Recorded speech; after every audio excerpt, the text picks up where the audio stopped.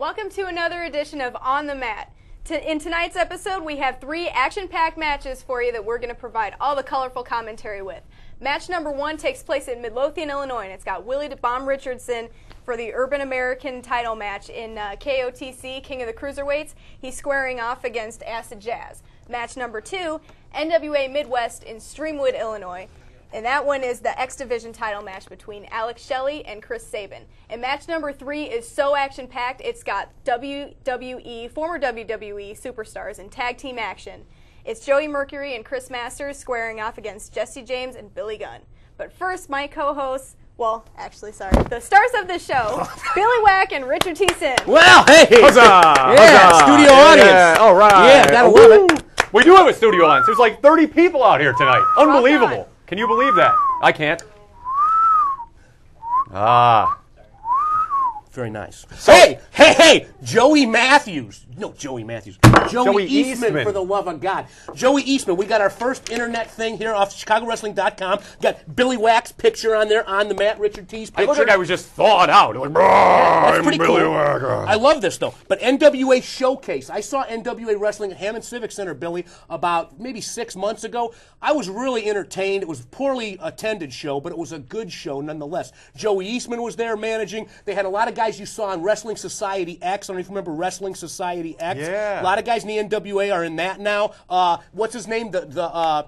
From the Void Effect, Jay Ryan, Roughneck Jay Ryan was on the card doing the Stan Hansen type of thing. I'm telling you, NWA-Midwest, or NWA, promises to be the new league of professional wrestling. They've got TV. I guess it's out of L.A., Los Angeles. Really? Yeah, but this is cool stuff. I'm excited. Big news.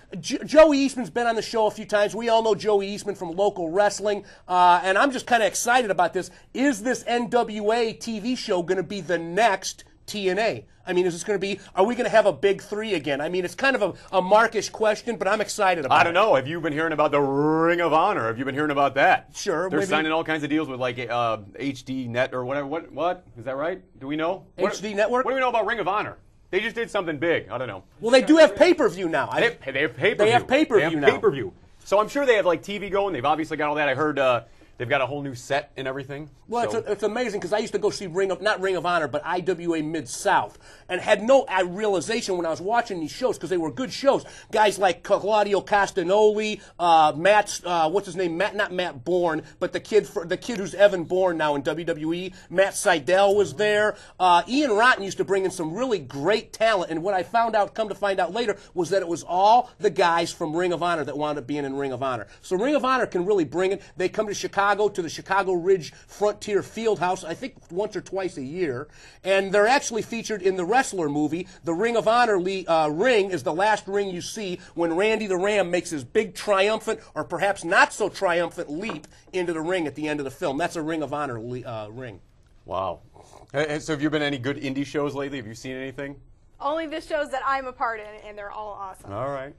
Very cool. And where are we going to be seeing you next again? We are going to be seeing me in Midlothian, Illinois, March 21st in the Midlo Dome, along with Brutus the Barber Beefcake. Wow, a shameless self-promoter. She fits right in, Billy Whack. Brutus Beefcake is going to be at the Midlo Dome? At the Midlo Dome. Good Lord. But he can't use the Brutus Beefcake handle, from what I understand. Vince got real upset when he saw Hulk Hogan's Rockin' Wrestling or Hulk Hogan's Celebrity Wrestling. He got real upset and filed an injunction, said Brutus couldn't use the name anymore, which is kind of, I think, after all these years, he's getting away with doing it at all the independents. I don't know if you know about Sean Waltman, X-Pac. He's wrestling in Mexico. He comes out to the DX music. He calls himself X-Pac. I mean, he's using his trademarked moniker. He's using his trademark gimmick, and nobody's saying nothing to him. Why come down on Brutus? Maybe because he's hanging with Eric Bischoff? I'll tell you why you come down on Brutus. Here's why you come down on Brutus Beefcake. Because he's not he was Brutus Beefcake like in the 80s, and then I think even up to 93, the infamous WrestleMania 9. But when he was in WCW, he was like 1,000 other gimmicks, other stupid gimmicks. Yes. The disciple. Booty Man. He's just trying to like cash in on his like old 80s WWE F bit, and Brutus Beefcake. Unless he's shaving heads every night, which is what I think he should do. Hopefully don't touch my hair. No, he better not. Don't square It's off a shirt against. for $10,000. I won't let him do Was he that. the Zodiac? Remember the Zodiac? That's another bad Brutus the Barber gimmick. He's also the disciple in the NWO Black and White. Thank you very much. Wasn't he finally the man with no name? Like this? Yes, he was. They completely ran out of just ideas. And you're the man with no name. You're the Zodiac. You're Brutus Beefcake. You're Brutus the Barber Beefcake. Well, I would have to say that's trademark WCW creative team mistakes. Yeah. You know what I'm saying? Yeah, they were famous for that kind of stuff. They were just like, they had a dartboard with like gimmick names on it, and they were just, whoop, oh, you're going to be Zodiac today.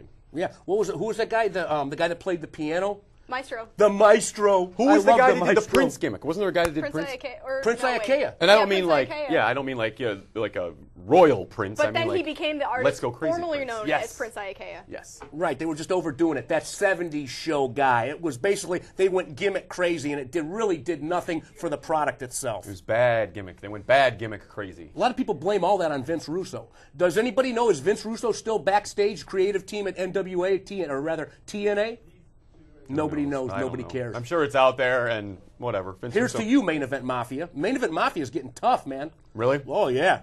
They're starting to feud with each other. Kurt Angle, Sting, begs the question. Hey, we've got a great match coming up tonight from the King of the Cruiserweights, a promotion, or actually a tournament, put on by Tristan Hayes with a Z. Hayes, Make sure I pronounce man. that Z. Haze, man. I got like the haze is going on in this room. So I'm going to need some more coffee soon. And it's all in my brain. It's Willie the Bomb Richardson, yes, my soul brother from another mother, taking on none other than Acid Jazz. Acid Jazz rules. You think so? Yeah, he's good. I He's used good. to manage Acid Good stuff. Jazz. I was Really? a little underimpressed. Well, you can't pick him then when it comes to scouting talent. Well, here we go. Speaking of scouting talent, here's my soul brother from another mother, Willie the Bomb Richardson. The master of the potato punch himself. Yes, he is. He is, and this is the aforementioned Midlow Dome.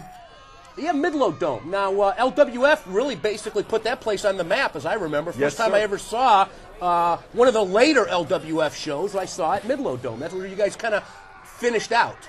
Yeah, but honestly, credit can be given to Jay Jensen, now in Elite Pro Wrestling. Jay Jensen was the guy that broke the ground, found this venue, and since then, it has been run over and trudged over like a, I don't know. Well, you know what they say about Jay Jensen, don't you, Billy? No, what's that? He's the real deal. He is the real deal, Jay Jensen. I used to call that hotline, you know. Really? Regularly. Hotline wars were happening back in 96, let me tell you. Oh, hell, it might have even been 102 or 2002, I don't know. No, I think we Somewhere were in there. done with those hotlines by then. But I By think then? there are still some hotlines that are going on right now. Yeah, hey, wait a minute. That's that little cutie girl. That's Diamond. Wait a minute. C-Red's out there with Diamond. Oh, man. You're my diamond girl.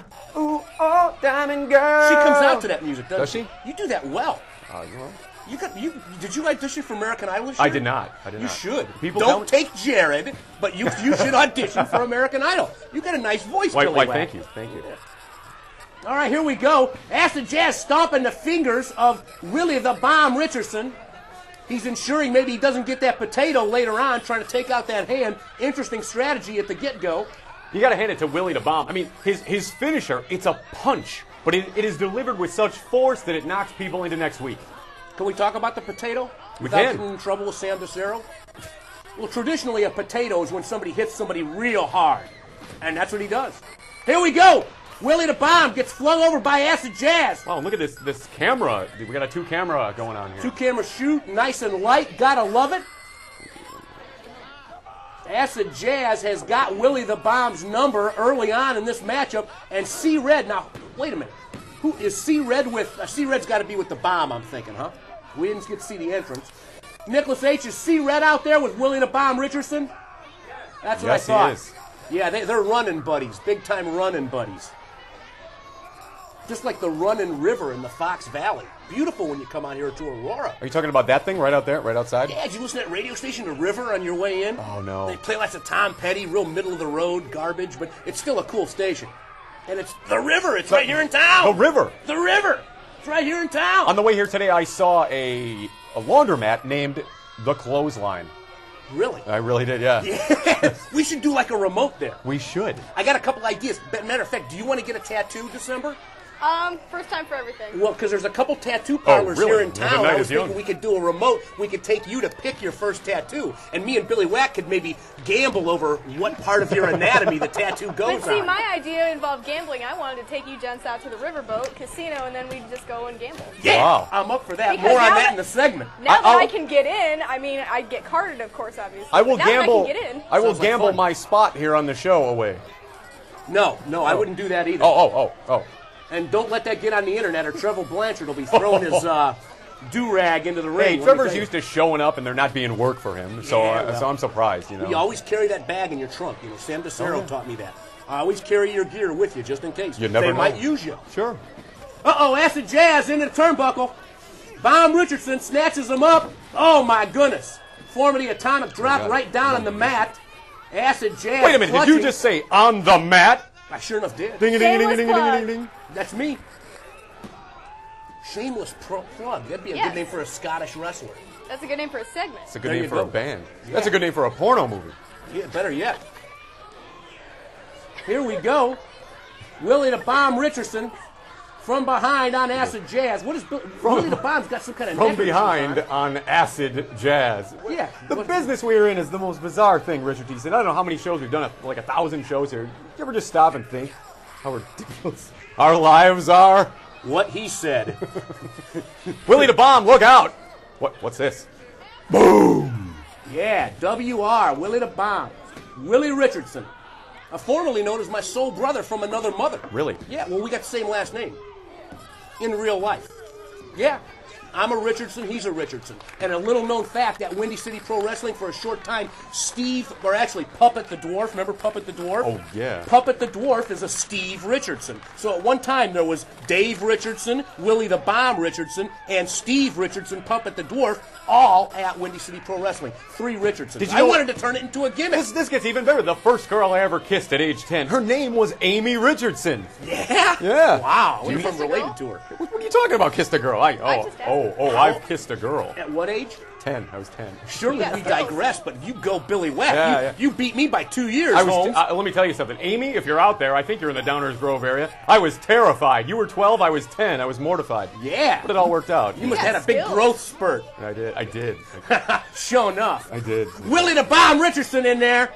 Makes his way over to the turnbuckle. Got the prone Acid Jazz down there. Uh-oh. And I'm telling you, I'll expose certain things about the business because we're a show, we're analytical, we're watching a match that's been pre-taped. The edge of that ring apron is a very hard part of that ring apron. And that when they do movements over there, not that the middle's any less, but I'm telling you, the sides of the ring, you can get hurt down there if you're not careful. Punches by Jazz, not much behind him.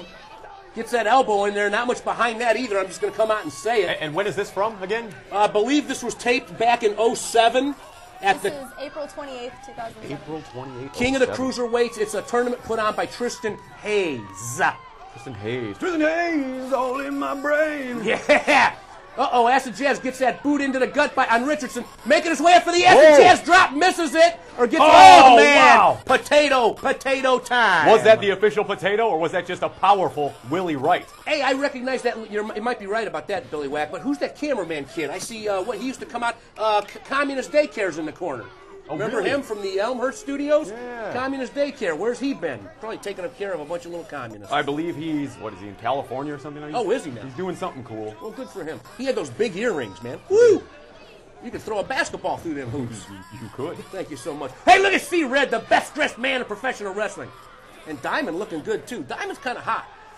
And, they're a real-life wrestling couple. Yes. And actually, I heard it was this past weekend. There was an Elite Pro show. C-Red was there, and he was using one of those rascals just to get around. To me, that's hilarious. Way to go, C-Red. Yeah, that is pretty good. So, that's like his new thing. I don't know if that's his